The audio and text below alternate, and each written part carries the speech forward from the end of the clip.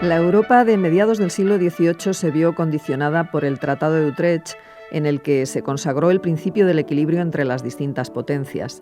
La diplomacia era la encargada de mantener este equilibrio, un equilibrio de fuerzas muy complejo y que se decidió en distintos escenarios repartidos por casi todo el mundo conocido. De todo ello viene hoy a hablarnos María Dolores Ramos Medina, que es profesora de Historia Moderna en la UNED.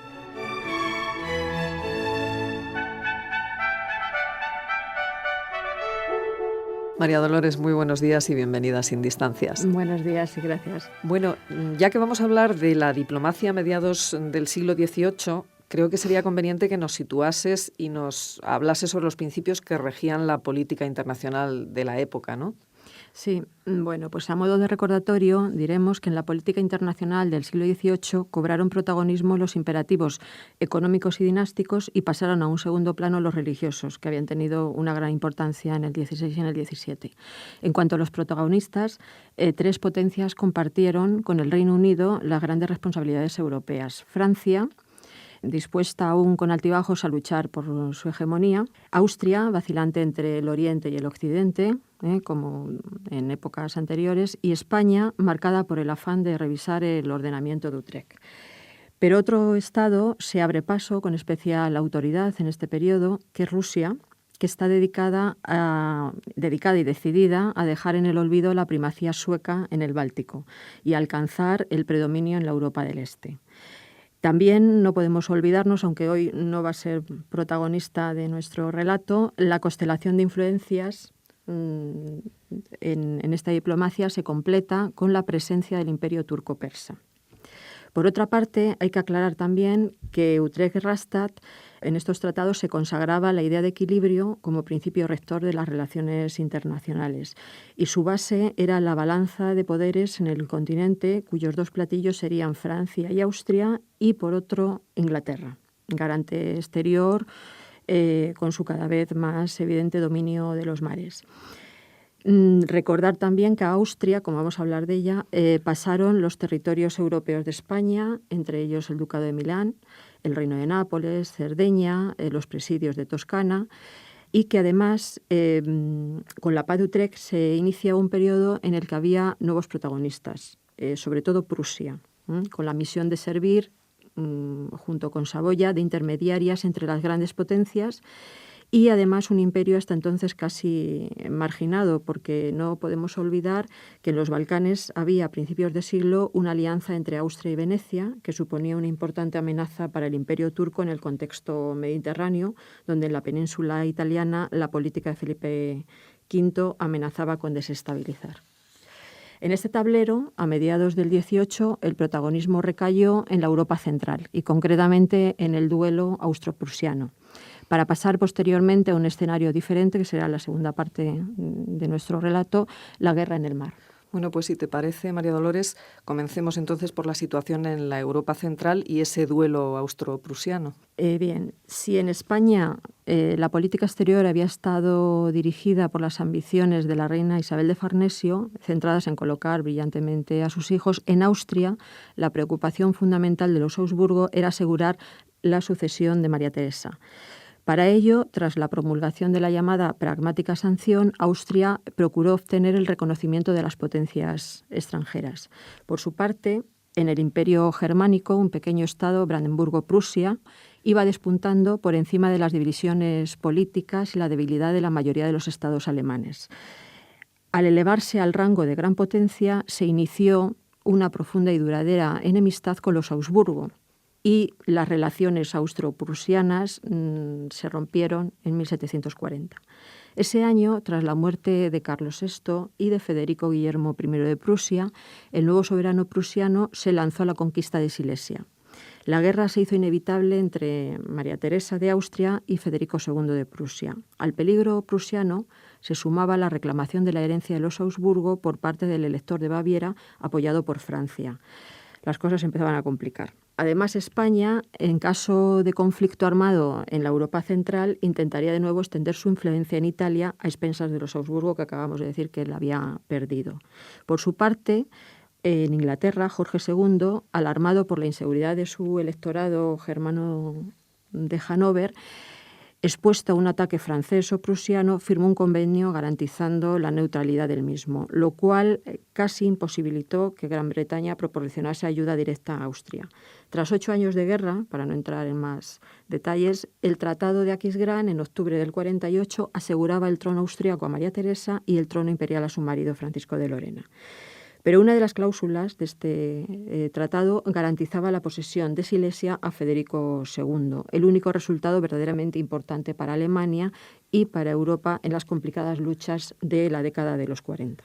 Bien, esto en cuanto al duelo austro-prusiano, pero ¿cuál fue el escenario de la guerra en el mar? Aquí los principales antagonistas fueron Inglaterra y Francia, ¿no? El Tratado de Aquisgrán, que acabamos de hablar de él, firmado en 1748, no solucionó los problemas graves que tenía la Europa continental. Austria no había perdido sus esperanzas de recuperar Silesia, pero sobre todo tampoco se había resuelto los problemas del comercio colonial.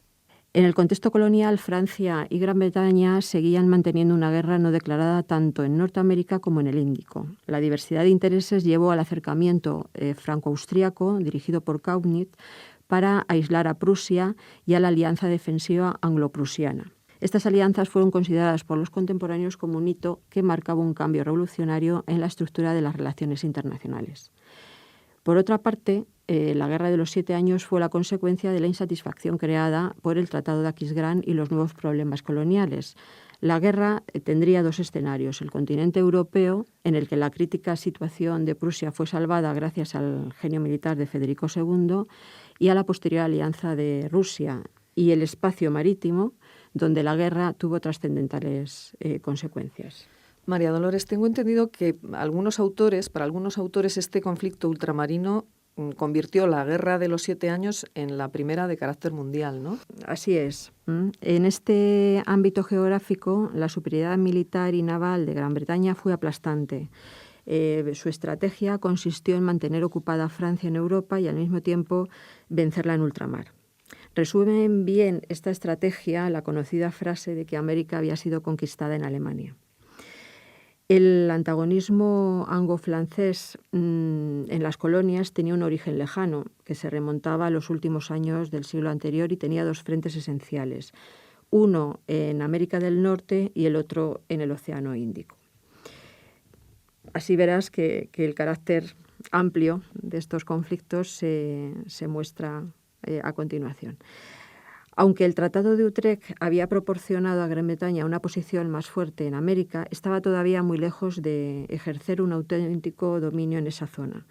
Sus colonias, pese a que crecían rápidamente en riqueza y población, se hallaban aún muy separadas entre sí por la geografía, por la historia, por las diferencias sociales y económicas, y esta fue la causa de que solo 1 o 2 colonias estuvieran dispuestas a contribuir en las luchas de este periodo. Por su parte, el Canadá francés se veía fortalecido y la explotación francesa de la cuenca del Mississippi empezaba a amenazar con una eventual unión de sus posesiones en el San Lorenzo con las del Golfo de México, amenazando con cercar las colonias británicas en el interior de un gigantesco arco de territorios en poder de los franceses. En 1759 los británicos desembarcaron tropas en la desembocadura del San Lorenzo, que pronto tomaron Quebec, concretamente el 19 de septiembre de 1759, y los franceses fueron rechazados hacia Montreal, donde se defendieron hasta 1760 aproximadamente.